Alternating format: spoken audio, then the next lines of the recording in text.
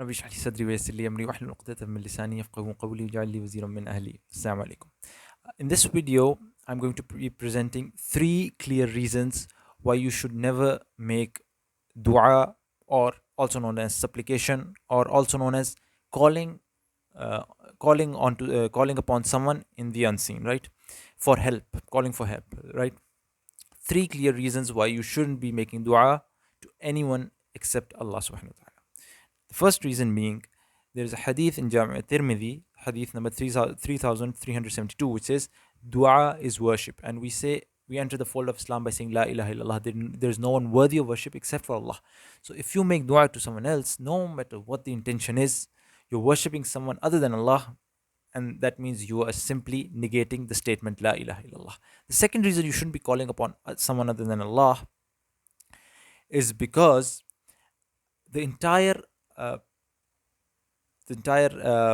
case that the Quran makes for Allah subhanahu wa ta'ala is that Allah subhanahu wa ta'ala is the sole creator, the sole sustainer, our maker, the one who provides for us, the one who we call on to in times of troubles, the one who created the skies and the earth, the one who's running everything, the one who's in control. After saying all of this, may Allah forgive me for saying this, but may Allah really forgive me for saying this, but which sane person would, after saying all these things, in the end say, okay, I am in control, I'm in power, I have everything, now go and ask someone else for help? This doesn't make sense. It just simply destroys the entire case created by the Quran. In fact, it negates the Quran. It shows it. This is would have been one of the biggest philosophical contradictions that would have been found in the Quran had that been the case, right? That's the second reason. And the third reason is, imagine someone calls upon someone other than Allah, saying, Ya Ali Madad, or Ya Shaykh Abdul Qadir Jilani Madad, calls upon anyone else other than Allah subhanahu wa ta'ala, and says, well, at the back of my mind, I still have the intention that Allah is the one who provides. It doesn't matter who provides, because, first of all, because I've already told you that dua is worship. It doesn't matter what intention you have. Secondly, then you can start doing everything in your life. You can go and go make tawaf around in any place on earth and say, my intention was the Kaaba.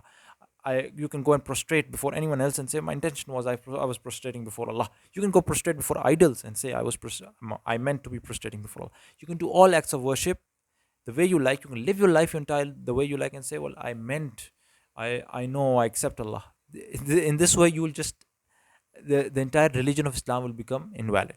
You just destroy the entire religion. So, to summarize again, the first reason being, dua is worship, as it comes in the hadith. You cannot worship anyone other than Allah. Otherwise, you negate the kalima La ilaha illallah. Number two, because the entire case of the Quran is destroyed if you call someone else other than Allah. And number three, basically the entire religion of Islam becomes useless if you call anyone upon other than Allah. And now I'll just present some verses from the Quran. The case is clear, it's very clear. Now I'll just present some of the verses from the Holy Quran that show us the calling upon Allah. First of all, verses 20 to 22 of Surah Al-Jinn. أعوذ بالله من الشيطان الرجيم قل إنما أدعو ربي. And I'll just put the translation. Say, O Prophet, I call only upon my Lord, associating none with him in worship. Say, it is not in my power to harm or benefit you. Say, no one can protect me from Allah if I were to disobey him, nor can I find any refuge other than him. Thus, here we see that not even the Prophet ﷺ can harm or benefit anyone, right? So what benefit does one get by calling upon someone else, right? Then Surah Ahqaf, verse number 5, the translation of which is, and who could be more astray than those who call upon others besides Allah, others that cannot respond to them until the day of judgment, and are even unaware of their calls. And the next verse says, and when such people will be gathered together, these gods will be their enemies and will disown their worship. So these people who they called upon Allah will become their enemies. And then Surah Jinn, verse 18, is explicitly saying not to call anyone else besides Allah. The translation of which is, the places of worship are only for Allah, so do not invoke anyone besides Allah. And then verse number 88 of Surah Al-Qasas, which says, and do not invoke any other God with Allah. And there's a hadith in Tirmidhi 2516, which is, when you ask Allah, and when you seek aid, seek Allah's aid. So subhanAllah, it's clear. The Quran begins, إِيَّاكَ نَعْبُدُ وَإِيَّاكَ نَسْتَعِينُ.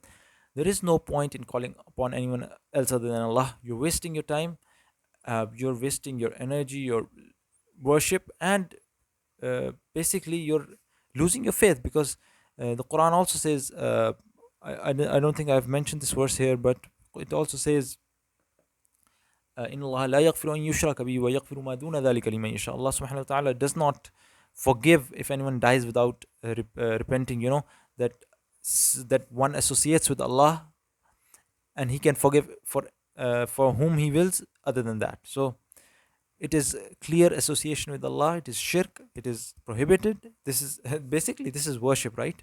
So you cannot worship anyone else other than Allah. It's as simple as that. In summary, it's la ilaha illallah, right? So may Allah guide us and protect us from these basically huge destructive sins. May Allah protect us. Subhanakallahumma wa bihamdika ashhadu an la ilaha illa anta astaghfiruka wa atubu ilayk.